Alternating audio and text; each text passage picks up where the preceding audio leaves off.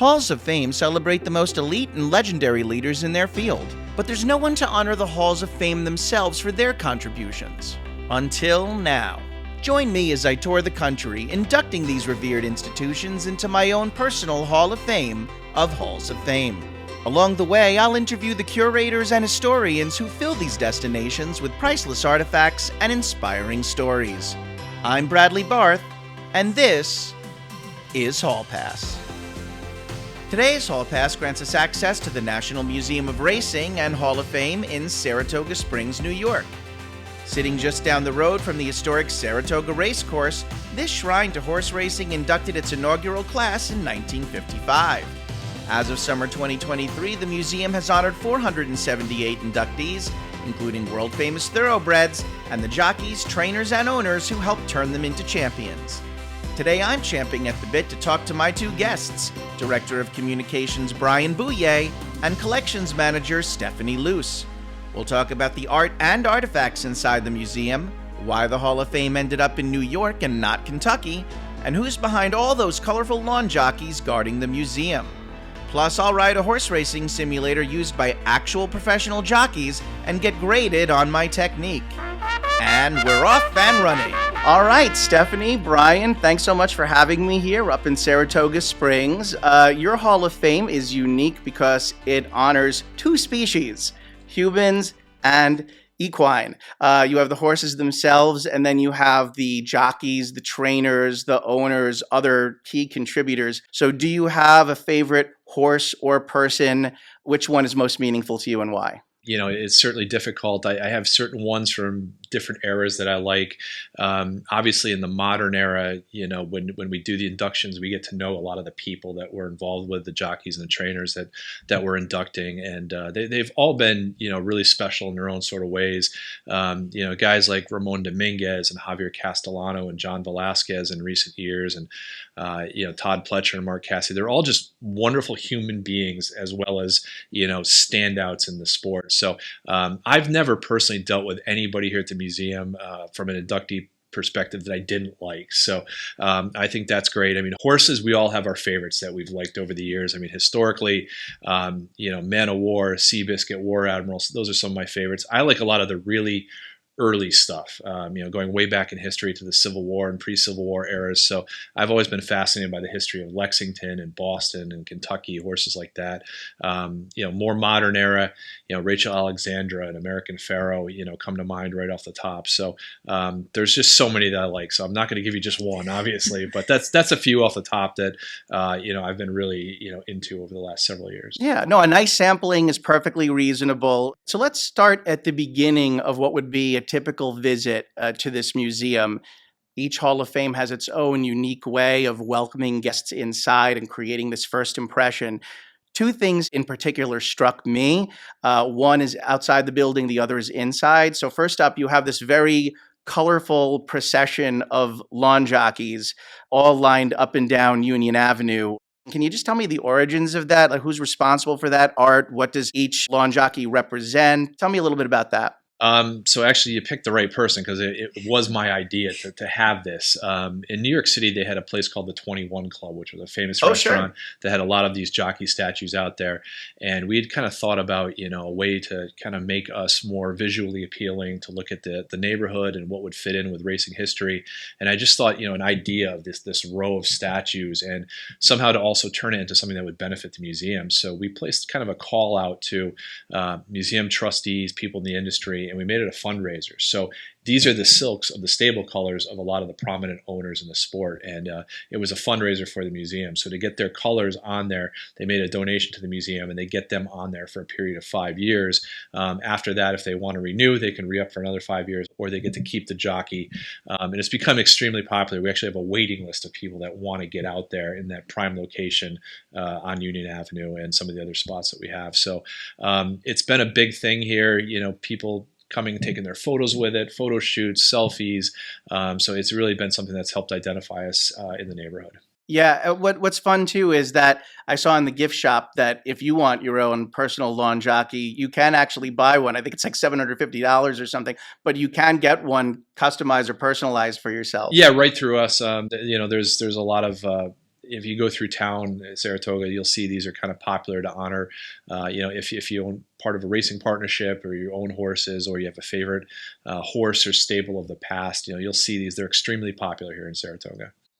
Then I was told that the first thing I might want to do before really fully exploring the museum is to watch the welcome film, which really sets the tone for the full experience and paints a picture of just the beauty of the sport. Interestingly, the room also doubles as the main hall for the honorees as well. Can you talk a little bit about how the film sets the stage for the entire experience, and how often do you update it with new clips or narration? So we had a major museum renovation in 2020. We reopened the Hall of Fame with the signature film called What It Takes Journey to the Hall of Fame on Labor Day weekend of 2020. Basically, before that, we were kind of running out of space in the room. Before that, we had traditional plaques that were in the room that served, as the basically telling the history of our achievers here. So it kind of reminded a lot of people of Cooperstown. If you've been out there, the Baseball Hall of Fame, we had all the plaques on the walls, and it was wonderful. But we were running out of space, and we had kind of another issue that's kind of unique to us. In racing, we're able to honor Hall of Fame members while they're still active. A trainer is eligible for the Hall of Fame after 25 years, a jockey 20 years. And basically, you get into the Hall of Fame, and a lot of these guys, their careers went on, their achievements went on. A perfect example would be Mike Smith. He got inducted to the Hall of Fame in 2003, but his plaque didn't have any of the achievements that he had after that. So he won a Triple Crown after that. He had a great horse named Zenyatta that he rode to 19 victories. So the new Hall of Fame, we wanted to have something that would be interactive and something that would keep that footprint. We wouldn't have to worry about expanding space. So it came a digital experience, and perfect example for Mike Smith, we're able to update these plaques in real time with real statistics. A guy goes out to the Breeders' Cup or the Kentucky Derby, wins that race on a weekend. The Monday after, we've got those stats updated right in there. So it's been something that's been great for us. Yeah, interesting, because you actually answered what was going to be my next question, which is, where are the plaques? Because I was curious, other Hall of Fames that you go in, and this is just an observation. It's not a critique, right? Everybody does it differently. You go to the Football Hall of Fame, They have busts, for example. Right. And so here it's all digitalized. It's very much virtual. But apparently you did at one point have plaques in place. So we still give out the plaques to the inductees. When they're inducted each year, they get the plaque that we had previously. We have them now in storage. We're working on some arrangements with some racetracks that might be able to get some of these regionally. Some of them might travel. So we're kind of working within the racing industry that some of these past plaques will have the opportunity to be displayed against. But just with our transition here, they're not getting sold. They're in storage. They're well secured. They're not going to show up on eBay or anything like that. So, but they are going to probably be represented at some tracks and maybe some racing associations in the future down the road. I will say that for anyone who does come here to the museum, that the film is not to be missed. Some people might just be like, it's a film, I can skip it, I just want to look around. You really should see it. It sets the tone so well. It's narrated by Bob Costas. Whoever scored it with the music is just perfect. So we worked with Donna Lawrence Productions based out of Louisville, and she had done a project for the Kentucky Derby Museum. She's done a lot of other museums and sports halls of fame. She did the College Football Hall of Fame. She's done specific teams and organizations, the New York Historical Society, places like that. So we were really impressed with her work, and we started conceptualizing what this film could be and what you could get into a 16, 17-minute film. So we wanted it to be about the Hall of Fame and the work that it takes for a horse, for a jockey, for a trainer to get there, but also to show the beauty of the sport, the different racetracks, the farms, the backstretch, all the grooms and the hot walkers and the people working that make up this ecosystem of racing, to really give a picture of what this sport is like at its best. So we interviewed several Hall of Fame members. We interviewed a lot that didn't get into the film initially. We've made a couple of tweaks since then to get a couple different people in there. So we're hoping every 2 or 3 years to change out some of the interviews, to change out some of the clips, to kind of keep it fresh that, hey, if you saw it a couple years ago, you're going to want to check it out again. Something else that struck me more than most of the other halls that I've been to, this one has quite a lot of art on display, sculptures, paintings, sketches. You have a whole section dedicated to the sketches of Saul Steinberg. Certainly the very natural, elegant form of the horse has long been an inspiration for artists. talk about just some of your favorite art pieces here on site and why the emphasis on art. I'll let Stephanie go first here. Yes, I mean, I think this helps. A lot of Hall of Fames are just Hall of Fames, but we are a museum and a Hall of Fame, and we do have over 26,000 items in our collection. So we kind of get to show people both art and the achievements of the Hall of Fame members. And kind of similar to Brien being the Hall of Fame director, picking one Hall of Famer he likes, kind of being in charge of the collection and picking one item that I like the best is a little difficult. We have so many we are starting to get more modern stuff. We have older items, but we do have a new sculpture outside recently that came in against all odds. It was outside of Arlington Park before Arlington Park closed. It's now in the front of our building, and it's an amazing sculpture.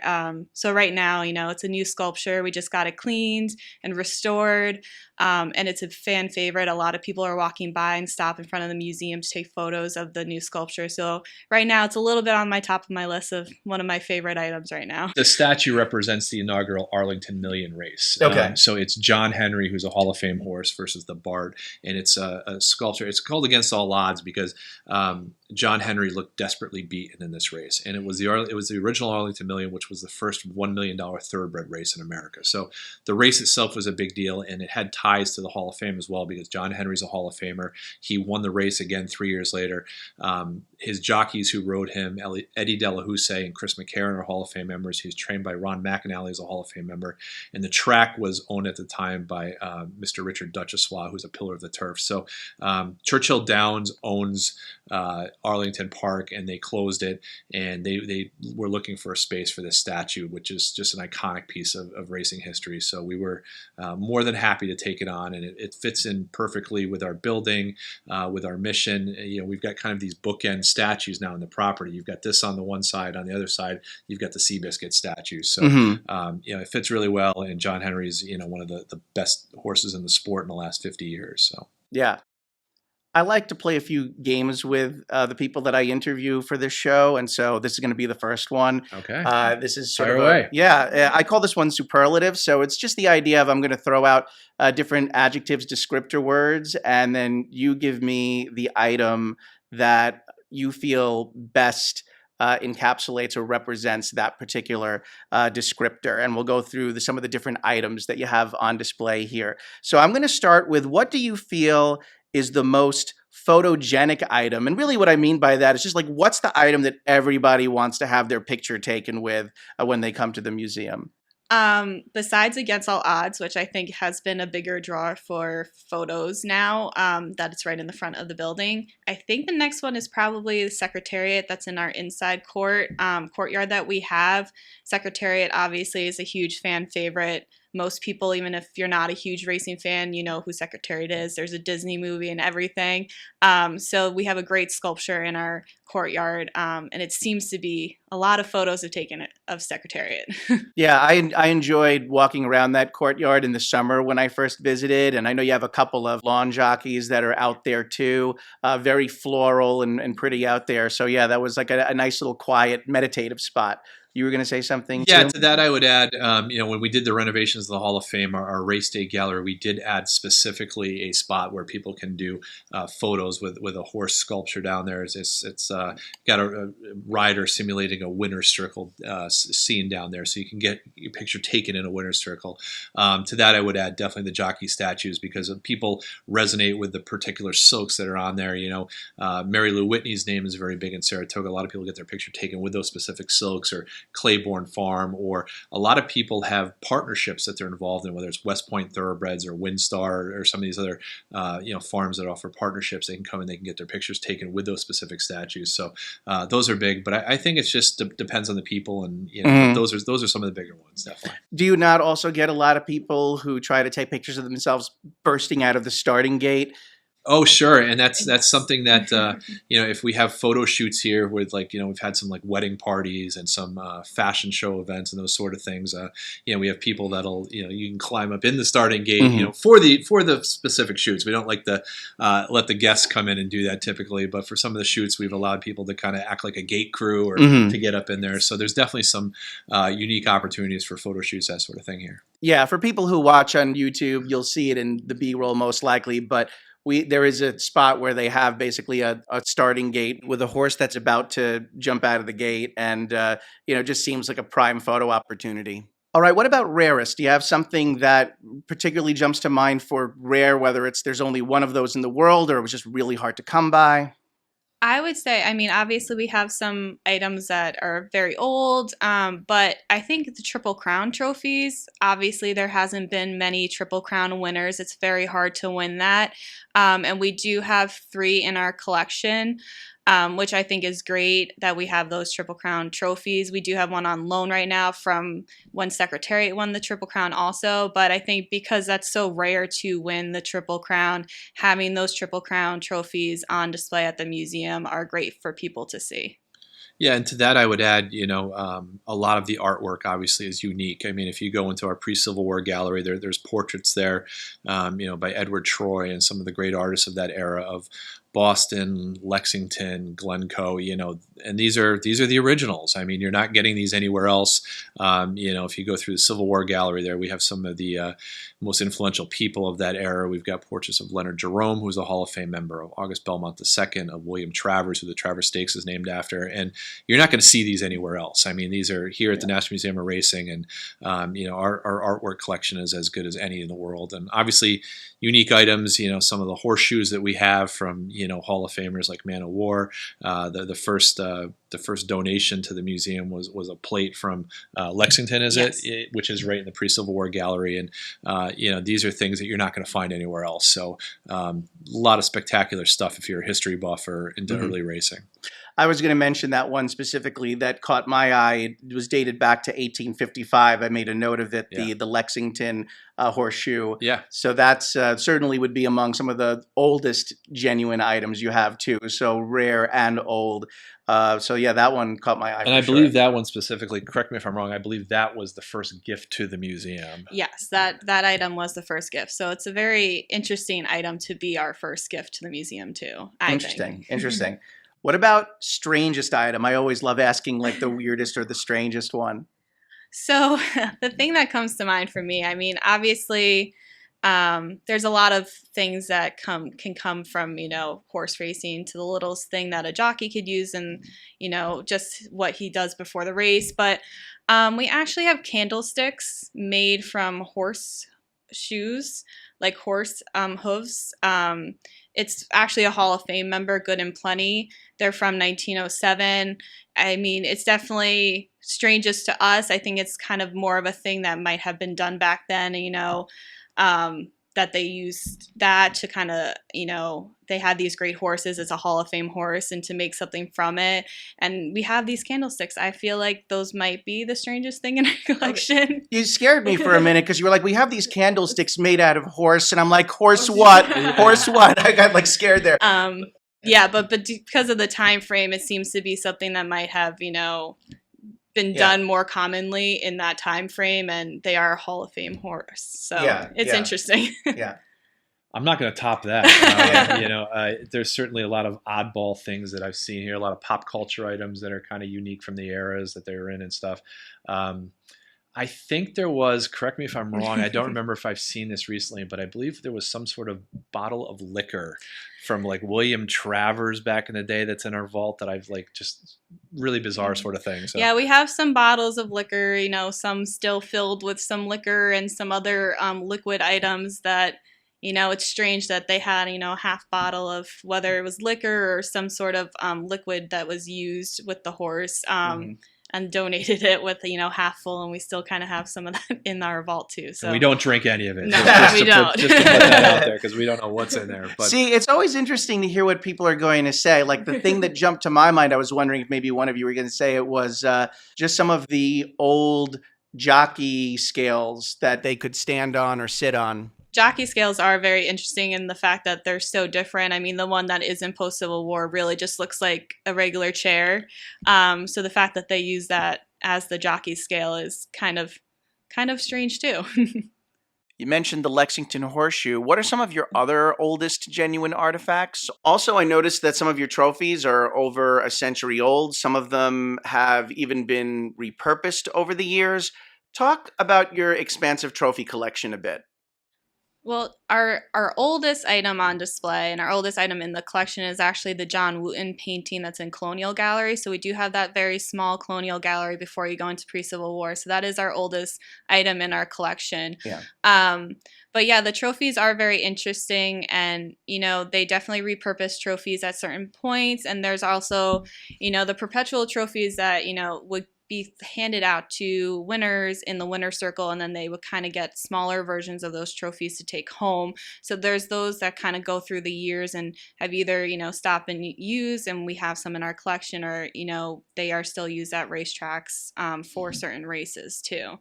So it's interesting to see how trophies have been used and changed throughout the years. And that's still kind of the tradition nowadays. Like a perfect example, the most valuable trophy in sports is the Woodlawn Vase, which they give out at the Preakness Stakes. And the trophy comes out one day a year. It's kept in the Baltimore Museum of Fine Art, and it's there. It has its armed escort to come over to the track. They bring it out for the presentation, and then they bring it back. And the winners of the race get replica trophies of it. So that's kind of been a racing tradition. Some of these plates and trophies go back, to the early 1800s in a lot of sense. As far as like other older items, I would kind of want to mention as well.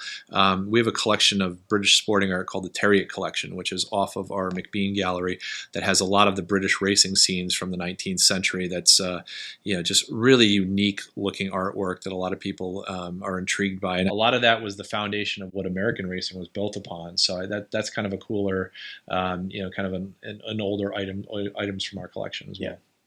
In the lead up to the Civil War, as the nation became more divided, a horse racing rivalry developed between the North and South, and you have quite a bit of memorabilia pertaining to North versus South races that in some cases drew tens of thousands of spectators. At least in one case, I remember it was on Long Island, which is my home base. Just talk a little bit about some of the collection that you have that focuses on that particular interesting aspect of the North versus South rivalry. Yeah, so in the pre-Civil War, we do have that scarf that kind of depicts certain scenes from the race. And it's interesting having such a piece like that, because when you go and try to find items, with the older items, it is harder to find items and make sure they're still, safe and available and still, there. So we are lucky to have that scarf and kind of depict that race, because it was such a big thing to have this North versus South going on during that time. And for a race course, we try to depict race courses of the past too, not just current race courses, racetracks that are still active, but, also depicting a racetrack like that, really shows the whole history of racing. And specifically, that was it was the Union course on Long Island, and there were a lot of match races that went through the years. But this foundational one that the scarf was from was 1823, and it was American Eclipse, and he was the Northern champion, and the horse from the South was Sir Henry. And this, the rivalry for this and the build up to it went on for months and months. The story was that American Eclipse, he was an unbeaten horse. He had been retired, he'd been brought back, and his owners, he can't be beat. He's unbeatable. But the South was the epicenter of racing for most of the time. Virginia, even before Kentucky became kind of that central part of the sport. They said that no northern horse could beat the best southern horses, and they had the opportunity to pick which horse they wanted to represent them. And American Eclipse was an older horse, and they had about 60,000 people that came. If you can imagine this in 1823. Right, and yeah, right. This dominated all of the newspaper coverage, the sporting trades, and American Eclipse won the race, the Northern horse. It was a multi-heat race, and it was really kind of the start of these North versus South match races that went on for the next 30, 40 years that were very popular. Yeah, a little bit more on the North-South element. I mean, even today, a lot of people, when they think about horse racing, they do think about some of the southern representation of horse racing, particularly Kentucky, Churchill Downs. Down there they have a Kentucky Derby Museum and a Kentucky Horse Park and the International Museum of the Horse. Yet Saratoga is also very tied to horse racing history, and New York in general. There were quite a few tracks that sprung up all in the New York metropolitan area. And this is where the National Racing Museum ended up. So why did New York prevail in that sense of getting to be the home base of the Hall of Fame? I would say because of Saratoga. Saratoga is the oldest active sporting venue in the country right now. The track was opened in 1864, right during the Civil War. Kentucky became the epicenter of the breeding industry, and all of the big farms down there that produce, I don't know what percentages, but the vast majority of the top thoroughbreds come from Kentucky, whether it's Claiborne Farm or Windstar or Gainesway, Lane's End. All these amazing horses come out of Kentucky. It's where the sales are. It's kind of where everything kind of originates from. But Saratoga, it just had that history, and it was the place where the leaders of the sport came in the summer. And at one point, it was, the whole decision was, this is such a popular place. It's, steeped in Revolutionary War history. The origins here were so amazing, and it's, where the New York elite came during the summer. And Cornelius Vanderbilt Whitney, who was among the museum's founders and its first president, along with some of the other, key people at the time. And there were Kentucky people involved in this group. There were California people involved. They made the decision that just based on Saratoga's history, this would be a great place for a National Museum of Racing. It's where the attention of the sport is during the summertime, and it grew from there.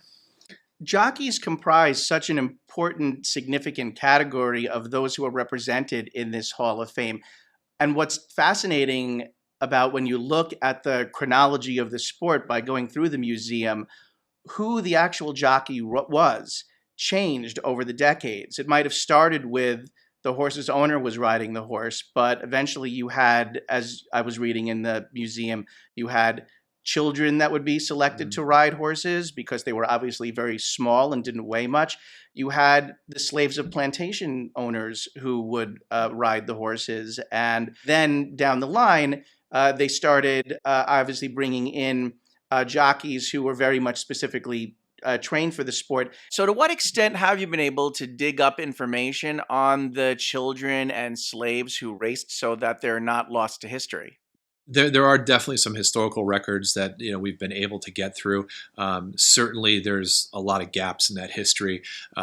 Racing, in a lot of sense, they didn't even report on who the trainer was or who the jockey was. It was about the horse and the owner, because those were the ones that the names were there, they were mattered.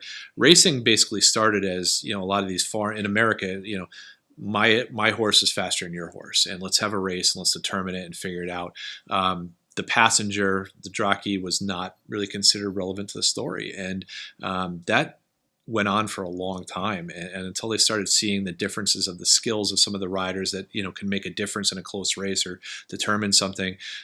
Same with the trainer. A lot of times, the owner would train the horse, or they would just kind of have a stable hand do it. But they kind of realized that as, the sport evolved, that you need skilled horsemen to get the horses in the best condition, to get them prepared for what they're going to face in the races. And same with the jockeys. They need to know strategy. They need to know positioning in the races. They need to know how much energy their horse has left at the end, whether their horse is a speed horse at the beginning that needs pace or is come from behind. There's so many different variables that go into it.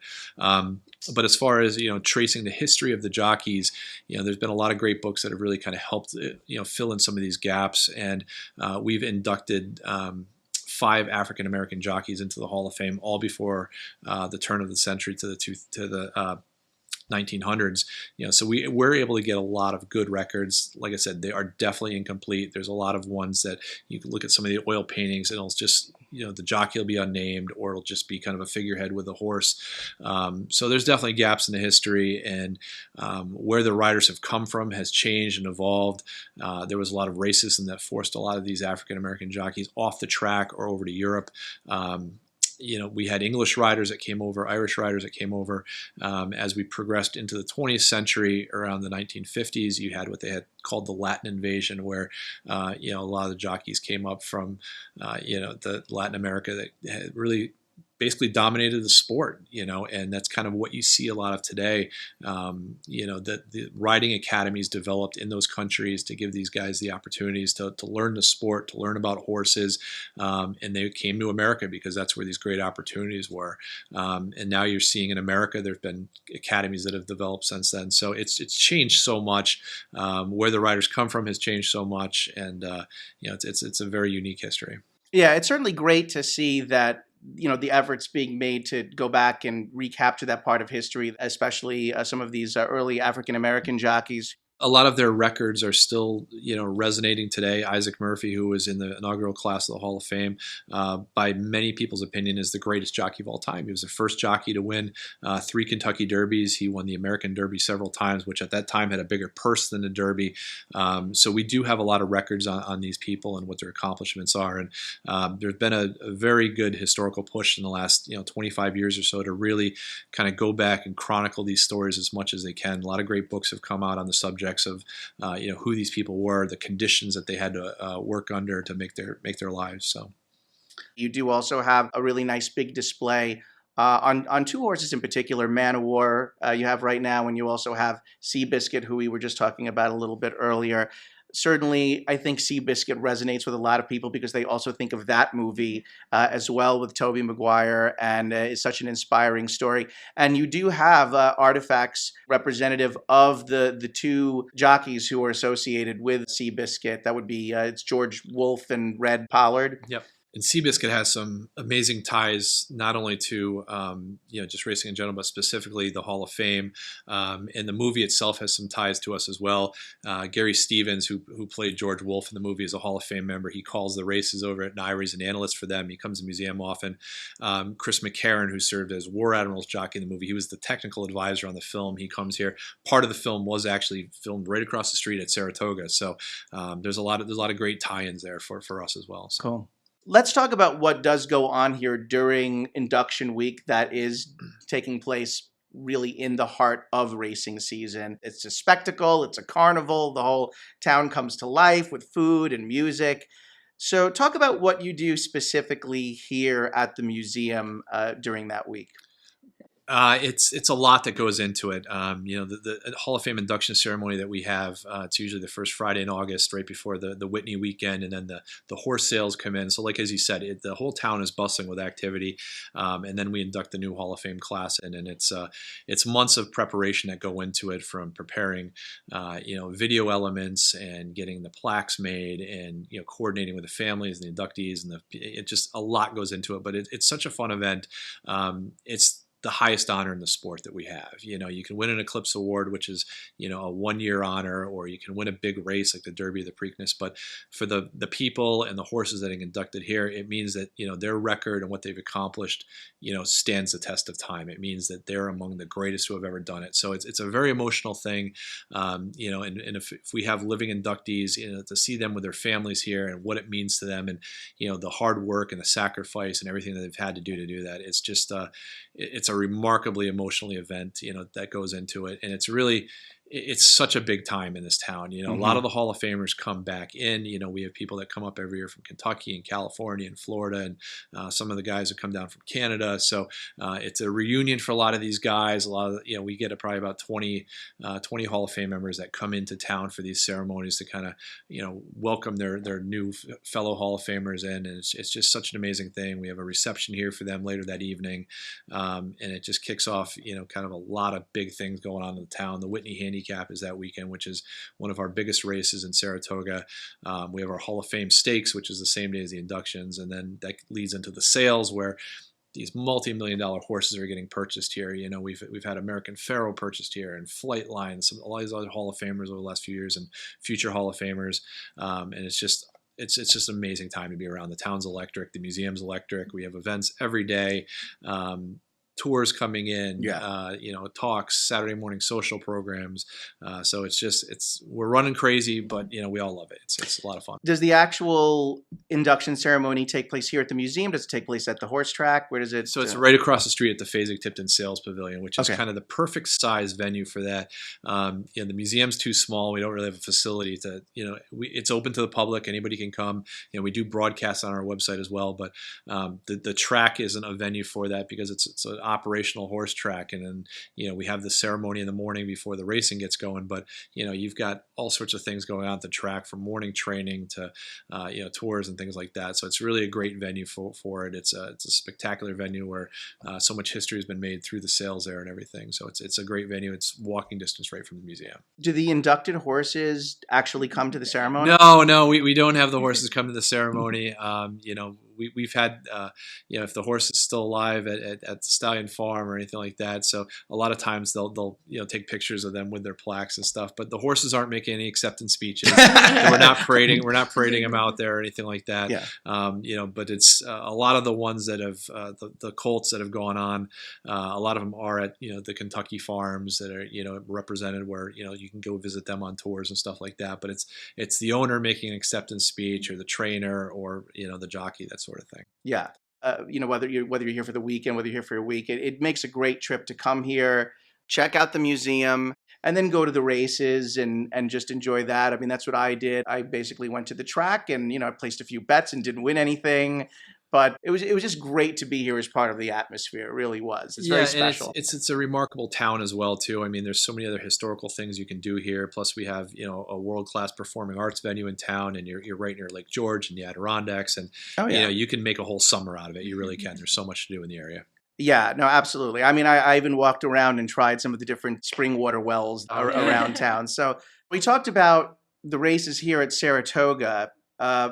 Is there a particularly famous horse racing event? I really feel like saying Saratoga would be cheating. I'll allow you to say it if you want to, but otherwise, if you're going to say Saratoga, at least give me a very specific race from Saratoga.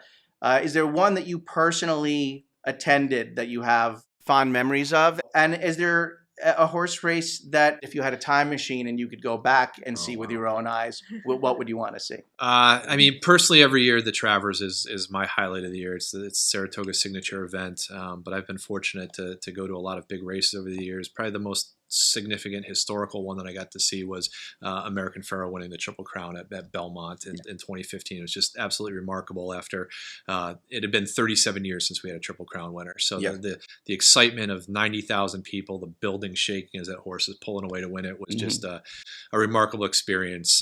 I could go on for about 5 hours of this, so I won't. But historically, if there was something I could have seen, I'd probably have to say Secretariat's Belmont, winning by 31 lengths.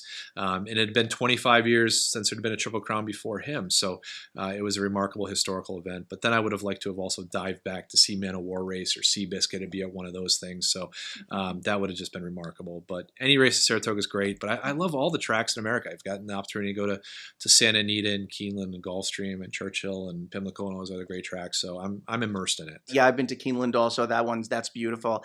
But good choice. American Pharoah was a long time coming to get that Triple Crown, and I feel like that was just one where it was just a big collective finally that it happened. was Exactly. Do you want to play this game as well, Stephanie? Sure. I mean, I was also going to say Secretariat if I could go back in time and see a race. Obviously, it's the 50th anniversary, so everything we've been doing this year has been around Secretariat, and we've heard some great stories. We met people who have told us stories about being there at the race.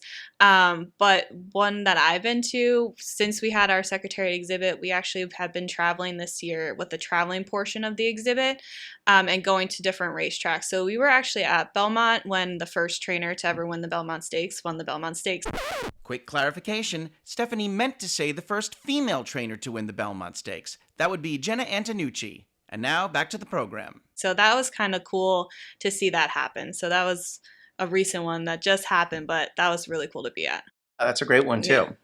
You have two fun interactive attractions here at the museum. One is where you get an opportunity to call the race, and there are, I think, 4 choices that you can pick from. And then there's an actual UB, the jockey horse racing simulator. Stephanie, you had the opportunity to watch me try out both of these exhibits, and I'm going to have you grade me. Hopefully you'll be a little merciful and kind here on my various skills. So let's start with calling the race. I picked the 1994 Travers Stakes featuring Holy Bull, and they do provide you with a script, so you don't have to improvise, thank goodness, because otherwise it would be a total disaster. But you still have to have the right intonation and energy in your voice and keep up with the action. So before you critique me, let's have the audience listen to a clip. They're coming down to the final furlong. Mike Smith asking Holy Bull for everything he has. Concern is coming hard under Jerry Bailey. It's still Holy Bull desperately trying to hold. Concern a final threat, but it's Holy Bull as game as a racehorse could be coming down to the wire. Holy Bull wins. What a hero. Concern came to him at the end. And it was 15 lengths back to a Belmont Stakes winner. So, how do you think I did? I mean, I think you did pretty well because compared to my first time using it, being that we were here, we kind of got first dibs on trying out the interactives. I mean, being a race caller, I think it's so difficult to be able to watch the race, enjoy watching the race, but also make sure you're telling everyone that's what's happening at the same time.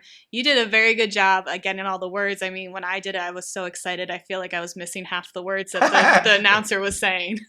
Well, thank you. No, I appreciate it. I'm going to, without sounding like I'm trying to like boast or brag too much, I do feel like I did a pretty decent job on this. And it might just be a little bit of like my news and journalism background of like being able to read off of a teleprompter a little bit. And you're supposed to have this crescendo and build up of excitement. So I tried to do that. When I was here the first time, I tried a different race. I tried the American Pharaoh race. I was a little bit just slow on the uptake. Like there were a couple times where I was reading along and then all of a sudden I realized, oh, I'm falling behind on this. Like you almost have to speak like an auctioneer a little bit at times with, and they're coming around the bend. And then the other aspect was that there was the one horse in that race. I'm trying to remember what it was. I think the horse's name was like Mutahij, I think, or something like that. And every time it came up on the screen, like I saw that name and I could not get the name of that horse out of my mouth. Mutahij. I know exactly what you're talking about. Okay. Yeah. Every time that horse came up and I tried to say it, it came out differently. Let's hear a clip of that now. Mutahij is third to the inside, and then it's Key Nice on the outside of Mutahij. He's on top by 3/4 of a length. Mutahij, I can't do it. I think it gives you pretty amazing perspective of, what these callers have to do. I mean, when we have this exhibit here, you have the benefit of this is a past race. You know who won it. The text is right in front of you. These guys who do these calls for a living, they have to do 9 or 10 races a day. They have to know who the jocks are. They have to know who the trainers are of the horse. They have to know the colors. They have to be able to differentiate them as everything's changing. Tom Durkin, who's arguably the greatest race caller of all time, is one of our museum trustees. And, he will even say that, you're not going to get everyone right. You got to do the best you can, and everything's happening in real time, unfolding in the blink of a second. So it's pretty remarkable the job that these guys have to do. It's not scripted for them. No, exactly. They don't get the benefit of having words. They have to have a thought process, and they have to know the pace and the scenarios and how things are coming. When Tom did that call for Holy Bull there, he's looking at a horse that went out to these incredible fractions, and is he going to hold off this horse that's coming up at him? And it's just, the inflection points and the drama that they're building as well with you. It's pretty remarkable. A story is unfolding in front of you live as you're doing it. And you're trying to, through binoculars and through just all this frenetic energy that's going on, come up with this narrative and be able to come up with just all the right names. It's hard. The biggest thing is getting it right. And then to make it exciting. And, Tom was the best of the best. He had a theater background, which I think certainly helped him in a lot of sense. So. Let's talk about the other one. I was a little bit caught off guard and surprised when I did the jockeying one because I was thinking this was basically going to be like a glorified arcade simulator horse race. Then suddenly I'm getting like, waivers thrown at me, like here, sign this. And then as it was explained to me, no, this is actually a very unique simulator, the only one available to the public in the Western Hemisphere that actual professional jockeys will use to simulate the experience of riding on a horse. Somehow I didn't go flying off of this apparatus.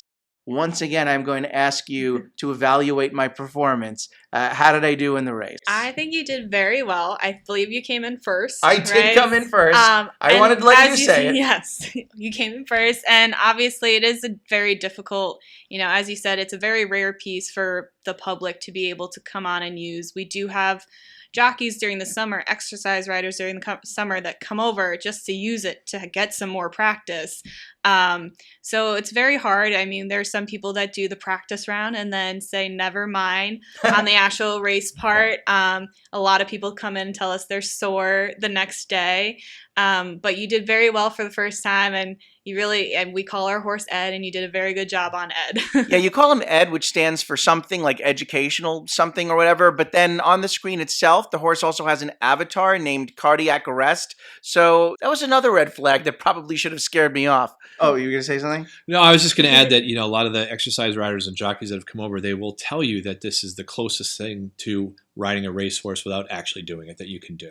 Yeah. There's really nothing, there's no way to actually simulate being on a horse other than being on a horse. But Right. this is the closest opportunity. I mean, we've had Hall of Fame members come over and ride it, guys who've ridden thousands and thousands of races, and they say, this is the sort of thing we train on. Yeah. So you're getting that experience here, and it's pretty remarkable. I think it's pretty safe to say that I'm not going to find myself on an actual racehorse anytime soon. So I feel like this is about as close as I'll ever get. I don't know, like I was able to at least keep my balance because I know it does actually measure your balance and make sure that you're not, leaning too much one way or another. I know that you can also, you can increase or decrease the speed a little bit depending on your placement of your hands on the horse's neck. And I was a little bit afraid to like move my hands because I felt like at any point, like trying to go faster or trying to slow up, I was just going to completely throw off my balance. So I did try to like gradually go faster. Have either of you actually ever been on a horse? Nope. Nope. I have been on a horse. Usually I stay walking or trotting. I don't go too fast usually. Okay. So Have either of you done the simulator? I've done the simulator. I've not been on a real horse. How did you do? My legs kind of felt jello-y after, Yes. Swinging them over after I was done actually might have been the toughest part because I just felt like at that point, I was like totally jelly-legged. Yeah. There are a lot of other really cool things at the museum that we didn't even talk about, that, everything from old badges to get into various events to racing programs from events across the country. You also have a wall of silks. I'm always curious as to what goes into a horse owner's creative decision on what their colors and emblems are going to be. Do you have a personal favorite in terms of the silks that are up there? What would you want on your own silk if you were to have one? Oh, wow. They're so unique, and they do have to be approved and registered, where you're racing them. And, there's a lot of fun ones out there. You've seen them kind of get more creative over the years, but some of them are just, simple classic colors or blocks or patterns that are really nice. I tend to like the classic ones. I mean, some of the ones that we have, the jockey statues out there, the Whitney ones are it's called Eaton Blue, just a classic color. The Phipps Stable is, a black with a red cap. Claiborne Farm is, kind of a gold color, so some of them are very basic and they've been traditional for, multi-generations of families, that sort of thing. What I would personally want on mine, oh boy, I have no idea. I've never even thought about this. I would want to kind of stand out, though. I'd want to have something kind of funky. I saw one when I was at Keeneland recently. It had a smiley face on it, the yellow smiley face with the two dots and the big nose. It was just kind of unique. So I think people are getting more and more creative with them. So I would try to do something fun, something along those lines that make people go, oh wow, check that one out. I've seen some with it had, the Batman logo on it or something like that. Yeah. You wonder if they're getting into trademark infringement or anything. But they do have to get approved and registered. So I'm hoping that those are in the clear. But there's some fun ones like that out there. Yeah, for sure. Do you have a favorite in terms of what's up on the wall? Do you have an idea what you would want for your own? I mean, I think one of my favorites is also Mary Lou Whitney's. Just the blue is a beautiful blue. And obviously, Secretariat also has a great blue and the checkered on there. For mine, I mean, that's a good question too. Favorite color is green, so I guess I would have green somewhere. And probably try to stand out a little bit. I mean, recently I saw some very neon colors, and when they're racing, you're really seeing that one jockey in the neon colors. So it really makes a difference, really standing out. So it'd be interesting, to kind of be able to create something and see what's approved and what's not from the Jockey Club. All right, before we go, I want to play one more game with you both. Let's do it. You have a room specifically dedicated to horse racing's 13 Triple Crown winners. So I want to rank some of the most famous aspects of the 3 legs of the Triple Crown, the Kentucky Derby, the Preakness Stakes, and the Belmont Stakes. So I call this game Win, Place, Show.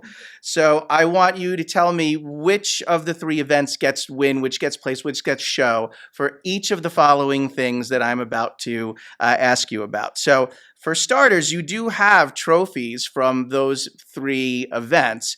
What's the best trophy from those 3 Triple Crown events? Oh, I know that answer, kind of. You want to do yours first? Who you Well, think is I'm the only. best, I mean, it is hard. They're all very nice trophies, obviously. But the Preakness Stakes trophy is very elaborate with its details. Lots of details, lots of little horses on it. So just, the elaborate portion of it, I think Preakness trophy is definitely, my favorite one. Okay. I'm going to agree with her on that. And some of these trophies have changed over the years too. Like the Belmont Stakes trophy, specifically when we had the Secretary Traveling exhibit, the trophy that you see that they give out it's this big, massive cup now, and it's very impressive. When Secretariat won it, it looks like a dinner plate. So these trophies have kind of changed over the years as well. But the Woodlawn Vase, I mentioned before, it's just such a unique story that the trophy goes back to R.A. Alexander in Kentucky and, how he established it for another race and everything. And just that history, like I said, it comes out 1 day per year. So it has an armed escort to the track and back. That's it. It never is out. It's on display at the museum, but I think that's probably the coolest of the 3 in my opinion. So. All right, nice. Yeah, and just in keeping with the spirit of the game, it's win, place, show. So who gets place, who gets show? It's interesting because, as Brien said, some of them are a little bit different. I'm basing it off of, the ones we have in the collection. The Belmont is a little bit more of a tray it has beautiful inscription and images on it, but because the Derby is a gold trophy and might come in second place, and maybe Belmont last. Yeah, and again, these are all subjective, right? Yes. They're all great in their own way. So it's all Yes. subjective. What about official drink from the 3 events? You have I'm not much of a drinker, so I haven't had any of these, but you have the Mint Julep for the Kentucky Derby. You have the Black-Eyed Susan for the Preakness, and you have the Belmont Jewel for Belmont. I can tell you what's in them if you're not sure about some of these. I know what's in them. I personally, and this will probably not make a lot of people in Kentucky happy, I think mint juleps are disgusting. My personal thing, I just don't like them. I have no interest in them. Black-Eyed Susans are pretty decent, and I would probably give the Belmont the ranking there. So I'd go Belmont, Preakness, and then Derby. I just don't like the mint juleps. Okay. I'm probably not going to be able to answer this only because I'm not a big drinker. I've only had a mint julep. So I don't want to say which is better because I haven't tried the other 2. Fair enough. So Belmont takes that one. We're spreading the love. Do you want to actually rank the 3 events themselves in terms of your favorite, or do you want to avoid that minefield altogether? I feel like Brien does. I don't think you can rank them because they all have each year they kind of change. If it's a year when the Triple Crown is on the line, the Belmont takes on added significance and historical importance. The Derby is one of the world's spectacle events. You get 160,000 people that show up there. And even the day before, the Oaks is amazing. And the Preakness, I think, kind of gets shortchanged a lot. It's the middle, which I think is unfair because it's a spectacular event. And one of the great promoters of the Preakness, Chick Lang, would always say, well, the reason why the Preakness is better is the Preakness has one thing the Kentucky Derby doesn't have. The Preakness has the Kentucky Derby winner. So you need that. So I think they all have their own rights. They all stand on their own merits. But if there's a Triple Crown on the line, wow, that Belmont's spectacular and hard to beat. That's Definitely. a really good point. In that particular special circumstance, then that's the place that you want to be. All right. Well, listen, I really appreciate that. Was fun. Thanks for playing along with me. We're just about out of time, but is there anything, what's next for the hall? Just in terms of, we're talking today, it's November 2023. For those who are maybe thinking of coming next racing season, what's coming up? Well, we are open year round, so if, Yeah, you don't have to wait. if you want to come here and check us out now, some people actually prefer to avoid the crowds. We're open Wednesday through Sunday up until late next spring when we go to 7 days again. But we got a lot of exciting exhibits. We're going to have a new Hall of Fame class every year. We haven't quite announced our exhibits yet, so I don't want to dive into them. But each year we've got a lot of new and exciting things that come out. A new Hall of Fame class every year that we announce in April. So we're going to have events. Just keep looking on our website for what's going on. And obviously once spring comes around here, the horses start coming again at the training track. The horses will be here as early as April. So, if you want to come see some horses in Saratoga, they open it up on the weekend so you can see some of the training going on here before the season if you're in town. But mid-July we're going to be rocking and rolling again. But we're really looking forward to it. We got some really top names that potentially could be inducted into the Hall of Fame next year that are newly eligible. So that's always fun, and the exhibits are going to be amazing. I won't spill the beans on them. We'll be announcing them, probably by the end of the year, early next year. But we got some amazing stuff that'll really impress a lot of people. All right, I look forward to that. We have officially made the turn and hit the final stretch here. So before we go, I am happy to inform you both that the National Museum of Racing and Hall of Fame has been officially inducted into the Hall Pass Hall of Fame of Halls of Fame. Congratulations. You both have, 10 seconds to give your little acceptance speech. Well, it's a great honor. We've been looking forward to this. We've been excited for your visit, and it's a great honor, and we thank you for including us in your Hall Pass. Yeah, great honor. We're really excited this finally happened, and just excited that you had a chance to come around and see everything that we have here. Yeah, well, thank you for having me. Really appreciate it. Thanks for letting me try out that horse racing simulator. I survived. Yes. I lived. It was really great. You really have a beautiful facility. Everybody should come and visit. And with that, we've crossed the finish line. That's going to wrap things up for this episode. Thanks to everyone for listening and watching. I'm Bradley Barth, your Hall Monitor, and I will see you all on the next edition of Hall Pass.